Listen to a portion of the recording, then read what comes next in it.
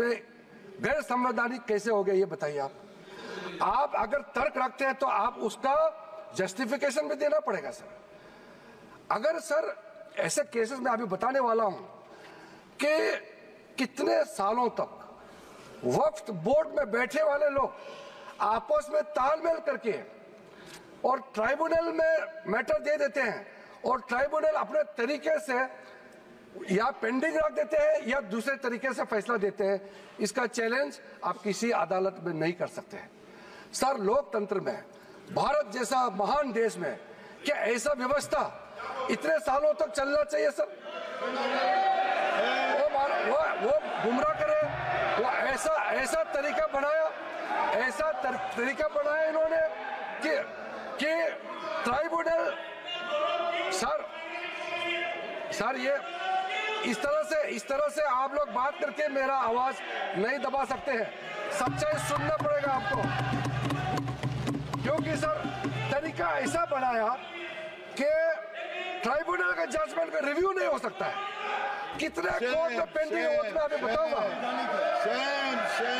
Sir. दूसरा इन्होंने संविधान का हवाला दिया सर। इन्होंने संविधान का बार-बार हवाला दिया।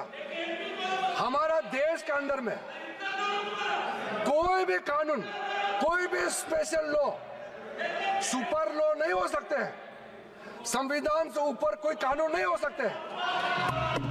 लेकिन आप सर इसमें प्रावधान देखिए, इस 1995 का वक्फ एक्ट में ऐसा प्रावधान है जिसका बाकी कानून के ऊपर में ओवरराइडिंग इफेक्ट था सर। क्या ऐसे कानून हमारे देश में होना चाहिए सर? जो मैं यूएई के बारे में बताना चाहता हूं, जब हमारा देश का विभाजन हुआ, यहां से जितना मुसलमान पाकिस्तान गए उनका भी प्रॉपर्टी था, और पाकिस्तान से जितना हिंदू भारत में आए उनका भी प्रॉपर्टी काफी वहां थे। पाकिस्तान में जितना भी हिंदुओं का प्रॉपर्टी है वो तो सरकार ने ले लिया और बाकी जो भी करना था कर लिया। यहां से जो मुसलमान गए उसमें ज्यादातर लोगों ने अपना प्रॉपर्टी को वक्फ के तहत डिक्लेयर करके गए। और सर ऐसा कई केसेस है, मैं अभी बहुत लंबा इसमें नहीं जाना चाहता हूं, ये फैक्चुअल चीज है सर। मैं ये कहना चाहता हूं कि ठीक है, आपका जमीन है, आप किसी को क्या करना चाहता है मैं उसको नहीं कह रहा हूं। मैं इसी बात को कहना चाह रहा हूं कि अगर किसी ने अपना विल, अपना डीड दिया है, अपना जो मनसा को साफ किया है, अगर उसका लाभ मुसलमान महिला या मुसलमान बच्चे को अगर लाभ नहीं मिलता है तो क्या सरकार चुपचाप बैठना चाहिए सर? ये हमारा दायित्व है, ये इस सदन का दायित्व है कि गरीब महिला कोई भी हो, चाहे हिंदू हो, मुसलमान हो, सिख, ईसाई, बौद्ध, पारसी और जैन, कोई भी हो, ये इस सदन का दायित्व है कि न्याय दिलाने के लिए अगर कोई कमी है तो पूरा करना चाहिए। और आज हम सर, आज जो ये अमेंडमेंट बिल लेके आ रहे हैं उसमें सारा प्रावधान रखा गया है। उसमें एक मैटर मैं बोलना चाहता हूं, लॉ ऑफ लिमिटेशन में क्या कहते हैं सर? इसमें ऐसा प्रावधान था जिसको हम हटा रहे हैं आज के इस अमेंडमेंट के जरिए। लॉ ऑफ लिमिटेशन में ऐसा था पुराने कानून में कि इतने साल तक आप अगर कोई अपील नहीं किया या उस समय उसका कुछ बीच में कुछ घटना हो गया या पुराने बहुत साल हो गए, आप लॉ ऑफ लिमिटेशन तो होना चाहिए ना सर, कहीं सीमा तो होना चाहिए। लेकिन इन्होंने ऐसा किया कि मान लो कोई खड़ा होकर कहेगा कि 500 साल पहले मेरा बाप दादा का इस जगह में कोई कार्यक्रम चलता था, नमाज पढ़ा था या किसी ने कुछ किया है, सिर्फ एक बात बताने पर पूरा वो जगह को वक्फ प्रॉपर्टी डिक्लेयर किया जाता था। ऐसा नहीं कर सकते। लॉ ऑफ लिमिटेशन भी इसी संसद ने बनाया है और लॉ ऑफ लिमिटेशन को भी ओवरराइड कर दिया था ये 1995 वक्फ एक्ट ने सर। तो ये कैसे हो सकता है कि एक ऐसा कानून इस देश में कैसे हो सकता है कि बाकी जितना कानून को ऊपर में चढ़ जाता है और उसका ओवरराइडिंग इफेक्ट होता है। ऐसे हो नहीं सकता। हम कैसे एक्सेप्ट किया है इतने सालों तक? तो ये सर एक अच्छा समय है जो गलती किया है। ठीक है, इंसान से गलती हो जाते हैं और पार्टियों ने भी गलती किया होगा, कांग्रेस पार्टी ने, बाकी पार्टी ने। आज सुधरने का समय है तो हम सुधर ला रहे हैं। गलतियां हुई हैं लेकिन जो सुधरते समय कम से कम आप विरोध ना करें सर। और sir section 108 special provision under evacuate property act 1950 उसको सर हम लोग हटा रहे हैं, क्योंकि ऐसा सेक्शन हमारा देश का किसी कानून में, किसी भी स्टैट्यूट बुक में नहीं रहना चाहिए सर। उसके बाद सर उसके बाद मैं कुछ ऐसा इश्यूज पे जाना चाहता हूं जिससे हमारे सारे सदन को सुन करके उनको कन्विंस होगा सर। सर आप सर इनको थोड़ा चुप करें, बीच बीच में इस तरह का कहना, सीनियर मेंबर है सर। अब हम सर बड़ा विषय पे जाना चाहता हूं सर। ये हमने जो कंसल्टेशन का प्रोसेस किया है, मैं पुराने दिनों के बारे में नहीं कह रहा हूं, 2014 के बाद कितने लोगों से, हजारों लाखों लोगों से, या तो मंत्रालय की ओर से जाके उनके साथ कंसल्टेशन किया या वो रिप्रेजेंटेशन लेकर के मंत्रालय में आए और उनके बात को हमने सुना है सर। पिछले एक साल के अंदर में, पिछले सिर्फ एक साल के अंदर में online complaint 194 complaints related to encroachment and illegal transfer of work land एक साल के अंदर में, और 93 complaint against Waqf board officials and 279 एक जनरल कंप्लेंट, ये ऑनलाइन हमारे पास में पोर्टल में आया है। उसके बाद सर आज सर ये एक समुदाय का बात मुसलमानों को गुमराह करके यहां बात रखा जा रहा है।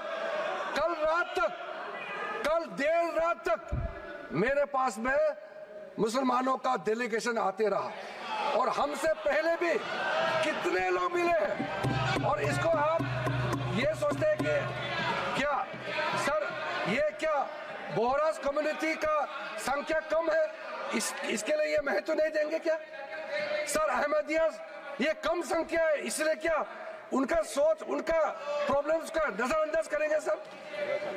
आगा खानी संख्या कम है क्या उसके बात को नहीं सुना जाना चाहिए सर? एक कम्युनिटी डोमिनेशन करके अगर छोटे छोटे लोगों को कुचल देंगे तो फिर हम इस सदन में बैठ करके हम न्याय कैसे दे सकते हैं? इसलिए ये एक तरफा आवाज उठा करके पूरा मुसलमान के नाम से ये लोग एक तरफा, ये कुछ चंद लोगों का आवाज यहाँ आज बुलंद कर रहे हैं इस सदन में सर।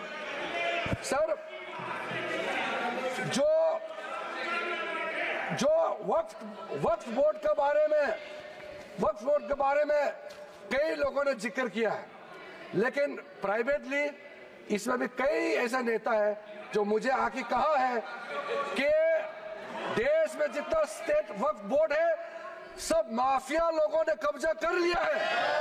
ये बहुत लोग कह रहे हैं, आज सदन में नहीं कह रहे हैं, सदन में अपना अपना पार्टी का दबाव या किसी के डर से या वोट बैंक का चक्कर से नहीं बोल रहा है, मगर प्राइवेटली हर एक मुसलमान आकर के कहता है, नाम मत बताना, नाम तो हम बताएंगे नहीं सर। मैं आप लोगों का पॉलिटिकल इश्यूर में खराब नहीं कर दूंगा। कौन सा एमपी ने मुझे आके बताया कि पार्टी विरोध कर रहा है लेकिन अंदर से हम साथ दे रहे हैं, मैं नाम नहीं लूंगा। मैं नाम लेकर के इन एमपी साथियों का पॉलिटिकल करियर को मैं बर्बाद नहीं करूंगा सर। कंसल्टेशन का जहां तक आता है सर, सबसे पहले बस हो गया सर। कंसल्टेशन हमने कई लेयर्स में कंसल्टेशन किया है सर, ऑफिशियल लेवल में, पॉलिटिकल लेवल में, स्टेट गवर्नमेंट का रिप्रेजेंटेटिव से और इंडिविजुअल लेवल में बहुत वाइड कंसल्टेशन देश भर में हम लोगों ने किया है सर। मुझे इस मंत्रालय में आए हुए अभी लगभग 2 महीने हुए हैं, लेकिन जो कंसल्टेशन प्रोसेस हमारे से पहले जो मंत्री थे इस मंत्रालय के, सब लोगों ने बहुत बारीकी से समस्याओं का भी पहचान किया और कंसल्टेशन प्रोसेस भी बहुत ब्रॉड बेस किया है सर। कुछ कंसल्टेशन के बारे में मैं आपको जरूर बताना चाहता हूं सर। 2015 के बाद एक्टिव कंसल्टेशन का प्रोसेस शुरू हुआ है।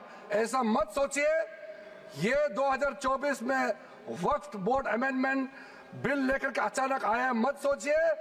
ये मैं आपको बताने वाला कितना एक्सटेंसिव एक्सरसाइज कंसल्टेशन करके आज ये बिल आपके सामने में पेश कर रहे हैं सर। इसमें सर अलग अलग समुदाय के जितना मैंने नाम लिया सर, अहमदियास है, बोहरास, पसमंदास, आगा खानीज, वुमेन रिप्रेजेंटेटिव्स और जितने पिछड़े मुसलमानों के अंदर में सबसे लेकर के 19 स्टेट और यूनियन टेरिटरी के वक्फ बोर्ड के चेयरमैन, सीईओस और उनके और भी ऑफिशियल रिप्रेजेंटेटिव सबसे बात शुरू किया है सर। 2015 में पटना में कंसल्टेशन प्रोसेस किया, फिर उसके बाद में 16 अप्रैल में नई दिल्ली में, फिर 12 तारीख अक्टूबर 2015 में श्रीनगर जम्मू कश्मीर में इसका कंसल्टेशन कम बैठक हुआ। उसके बाद 2015 में 11 नवंबर का दिल्ली में, फिर उसके बाद 7 जनवरी 2017 में फिर दिल्ली में, 8 मार्च 2018 दिल्ली में, इस तरीके से फिर 13 जुलाई 2023 में मुंबई में, उसके बाद 2024 जुलाई 23 में फिर लखनऊ में, उसके बाद फिर 7 नवंबर 2023 नई दिल्ली में सर। और ये जो प्रोसेस है लखनऊ यूपी में, लखनऊ उत्तर प्रदेश में ही है अखिलेश जी। लखनऊ उत्तर प्रदेश का राजधानी है सर।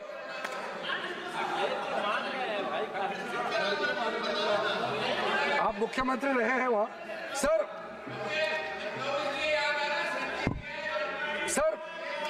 2023 जो लेटेस्ट कंसल्टेशन जो हुए हैं, मैं थोड़ा सा इसके बारे में बताना चाहता हूं। इसमें सर जनरल पब्लिक जो आम मुसलमानों के साथ चर्चा हुई, क्योंकि हमारा मंत्रालय ने खुले मन से कहा कि इंडिविजुअल लेवल में भी आपका कोई इश्यू है, आप आ सकते हैं, आप बात रख सकते हैं, मंत्री के साथ मुलाकात कर सकते हैं और अधिकारियों के साथ आप मिल सकते हैं। उस समय सर मुंबई में representative from the general public के साथ साथ और भी ऑफिशियल से भी हमारी बैठक हुई और उसमें स्टेट वक्फ बोर्ड को इंप्रूव करने के लिए और कदम क्या क्या उठाना चाहिए उसका सुझाव वहां में आया। लखनऊ में जब बैठक हुई, लखनऊ में उत्तर प्रदेश स्टेट वक्फ बोर्ड के जो बाकी टॉप लेवल से भी सबसे बात हुई, चेयरमैन, सीईओ और आम लोगों से भी वहां सुनवाई हुई और वो भी बहुत एक्सटेंसिवली वहां बात हुई। और वहां ये वामसी पोर्टल आपका जो इंफॉर्मेशन वगैरह जितना हम शेयर करते हैं, ये सब के बारे में, वक्फ बोर्ड के प्रॉपर्टी के बारे में, कैसे उसका यूटिलाइजेशन होना चाहिए, कैसे मेंटेनेंस होना चाहिए, सारा चर्चे हुए, रिकमेंडेशन दिए कि ये अमेंडमेंट का जरूरत है। आपके लखनऊ से भी रिकमेंडेशन आया है। उसके बाद सर दिल्ली में मंत्री जी का अध्यक्षता में जो सेंट्रल वक्फ काउंसिल का चेयरपर्सन होती है, उनकी अध्यक्षता में यहाँ दिल्ली में बैठक हुए, विज्ञान भवन में बैठक हुए और उसमें काफी इश्यूज है जो मैंने आपके सामने में रखा। सारे के सारे इश्यूज उसी दौरान हर स्टेट, मैं अधिकारी का नाम नहीं बताऊंगा मगर मैं स्टेट का नाम जरूर बताना चाहता हूं। आंध्र प्रदेश से आए, आप सुनने का क्षमता रखेंगे तो मैं तो, आप लोगों ने इतना सवाल किया, मुझे तो लगता है कि कम से कम 3 घंटा मुझे बोलना चाहिए। इतना आप लोगों ने गलत धारणा यहाँ में फैलाया है सर। आंध्र प्रदेश, असम से, बिहार में सुन्नी वाला आए दिल्ली का, गुजरात, हरियाणा, हिमाचल प्रदेश, जम्मू कश्मीर, कर्नाटका, मध्य प्रदेश, महाराष्ट्र, उड़ीसा, पंजाब, राजस्थान, तमिलनाडु, त्रिपुरा, तेलंगाना, उत्तराखंड और उत्तर प्रदेश का शिया और उत्तर प्रदेश सुन्नी दोनों इस बैठक में पार्टिसिपेट किया।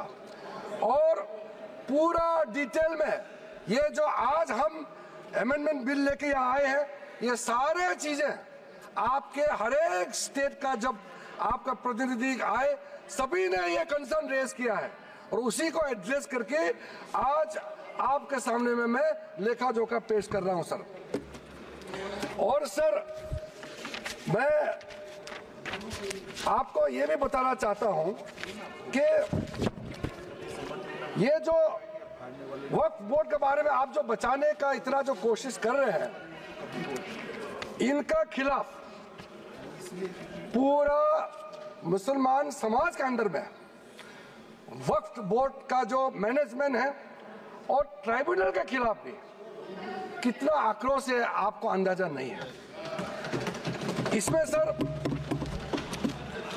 इंडिविजुअल केसेस, मैं कुछ केसेस आपको सामने में जरूर बताना चाहूंगा ताकि वो दर्द आप भी महसूस करें।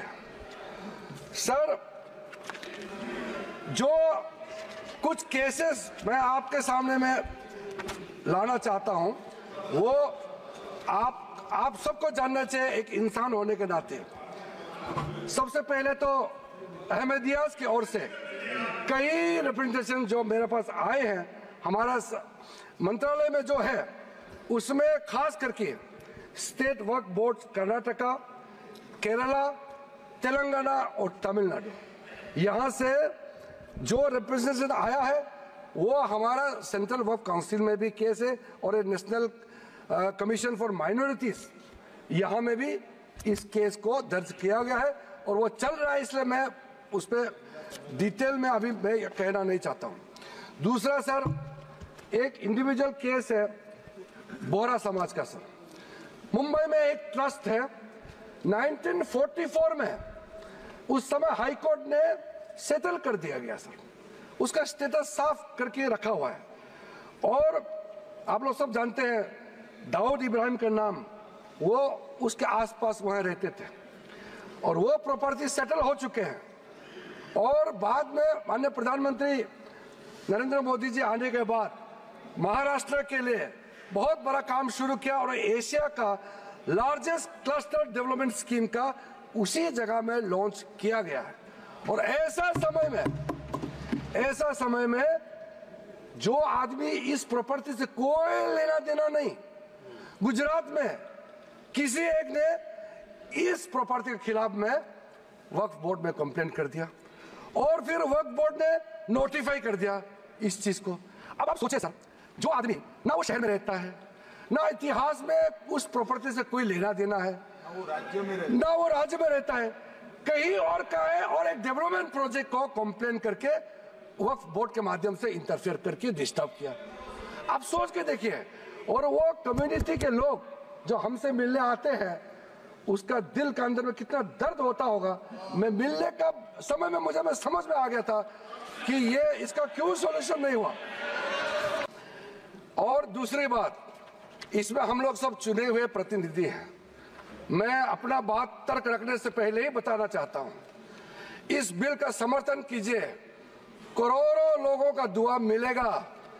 अगर आप विरोध करोगे, चंद लोगों ने पूरा वक्फ बोर्ड को कब्जा करके रखा हुआ है और आम मुसलमान लोगों को जो न्याय इंसाफ नहीं मिला उसको सही करने के लिए ये बिल लाया गया है। इतिहास में दर्ज होगा कि ये बिल को कौन कौन समर्थन किया है और किसने विरोध किया है, ये इतिहास में नाम दर्ज होगा। इसलिए इस बिल का विरोध करने से पहले आप सोचिएगा, करोड़ों गरीब महिलाओं का, बच्चों का, गरीब मुसलमानों का।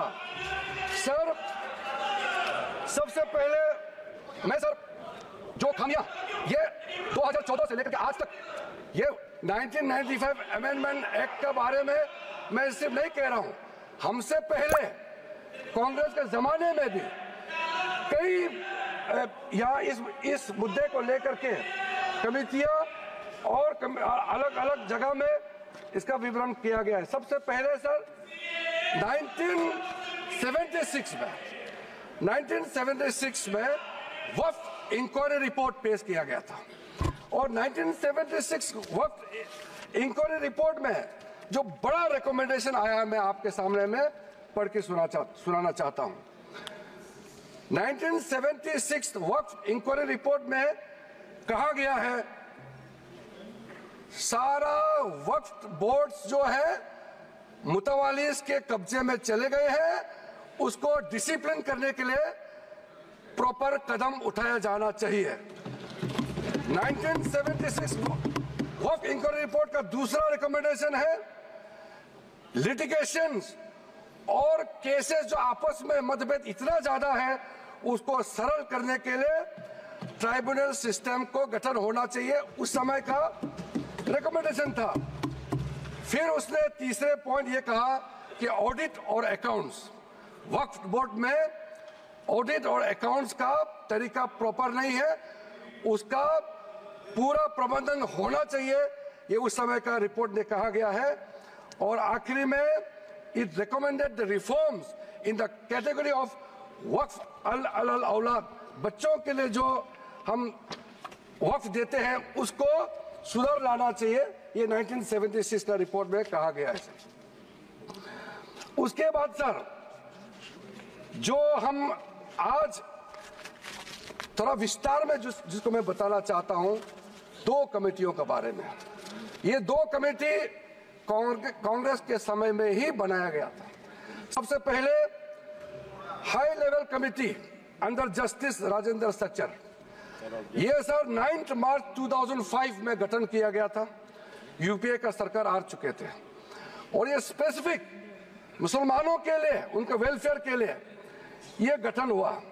और सच्चर कमेटी का जो रिपोर्ट है ये हम सब मालूम है, मैं सिर्फ रेलेवेंट पोर्शन आज इस सदन में बताना चाहता हूं। सच्चर कमेटी का जो पहला रिकमेंडेशन है इसमें कहा गया है एनुअल इनकम जितना वक्फ बोर्ड का प्रॉपर्टीज है 4.9 लाख रजिस्टर्ड वक्फ प्रॉपर्टीज, ये सिर्फ 163 करोड़ ही आमदनी जनरेट होता है। ये किसी भी रूप से जस्टिफाई नहीं किया जा सकता है और इसको एफिशिएंट तरीके से, मार्केट तरीके से, जिस तरीके से मैनेज होना चाहिए सारा वक्फ प्रॉपर्टी को, अगर सही माने में उस समय उन्होंने कहा उस सच्चर कमेटी ने, तो उस समय 12,000 करोड़ रुपया पर एनम मिलता है और उस समय जनरेट हो रहा था 162 करोड़। लेकिन मैं साथ साथ ये भी कहना चाहता हूं, क्योंकि वो कमेटी की रिपोर्ट है और मैं माइनॉरिटी अफेयर्स का मंत्री होने के नाते जो हम लोगों ने स्टडी किया है,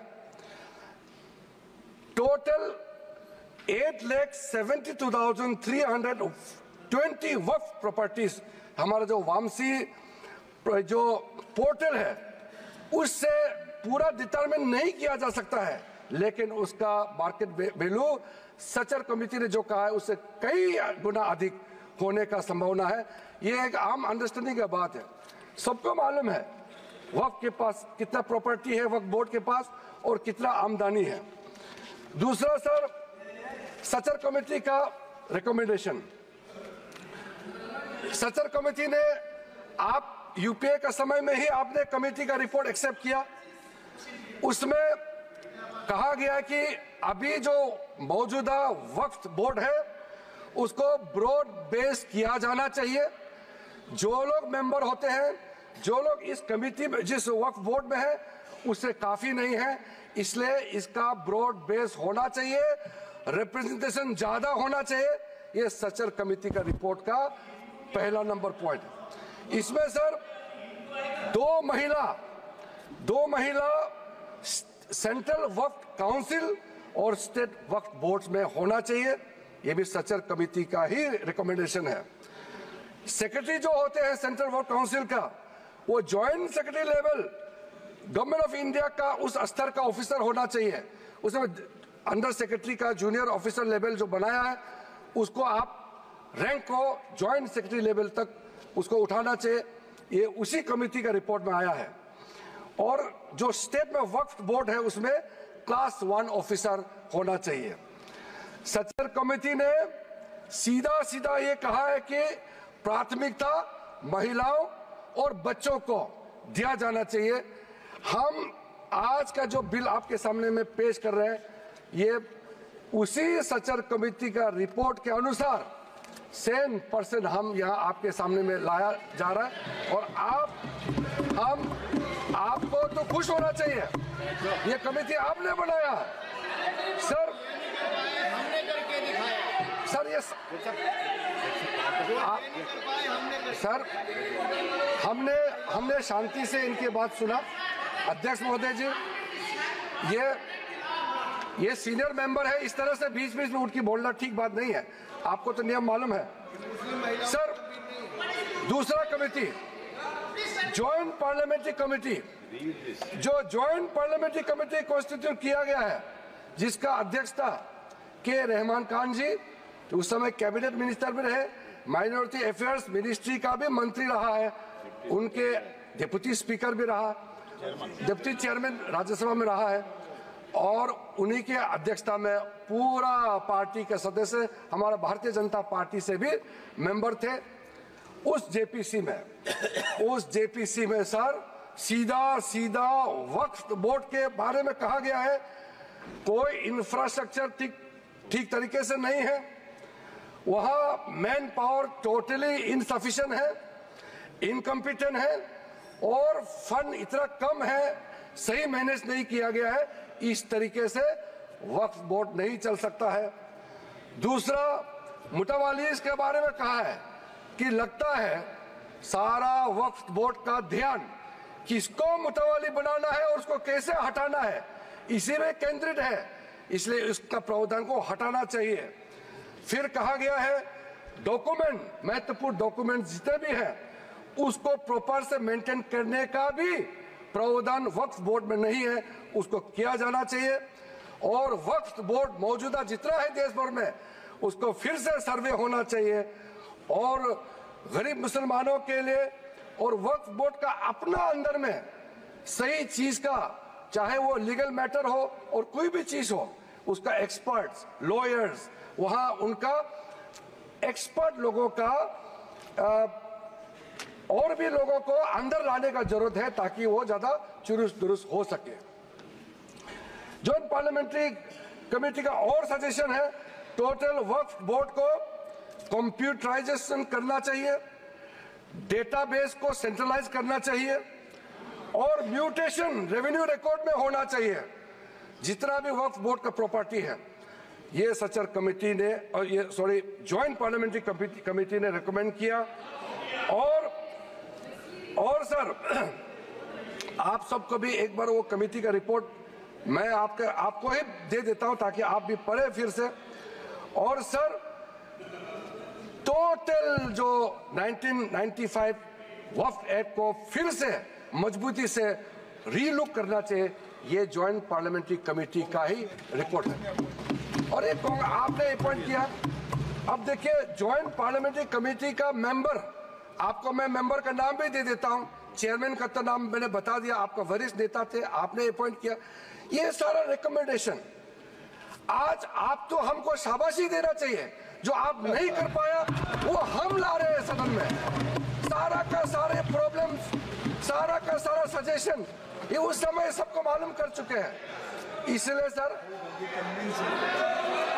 राहुल जी कन्विंस हो गए, ये मन ही मन में सब कन्विंस है, ये राजनीतिक दबाव में अपोज कर रहे हैं, अंदर अंदर सब लोग समर्थन दे रहे हैं, ये मुझे मालूम है अध्यक्ष महोदय जी। सर राहुल गांधी सहमत होके जा रहे हैं, राहुल गांधी जी तो अभी बाहर निकले हैं, लेकिन सहमत देकर के गया है कि हम जो कह रहे हैं सही कह रहे हैं। सर मैं इसी बीच कुछ इंडिविजुअल केसेस और कंसल्टेशन जो हम आज बिल लाया है, कुछ सदस्यों ने कहा है कि और कंसल्टेशन होना चाहिए था। आपको मैं दावे के साथ बताना चाहता हूं, जितना कंसल्टेशन प्रोसेस पिछले 10 सालों में किया गया है, आज तो किसी सरकार ने इतना स्टेक होल्डर से कंसल्टेशन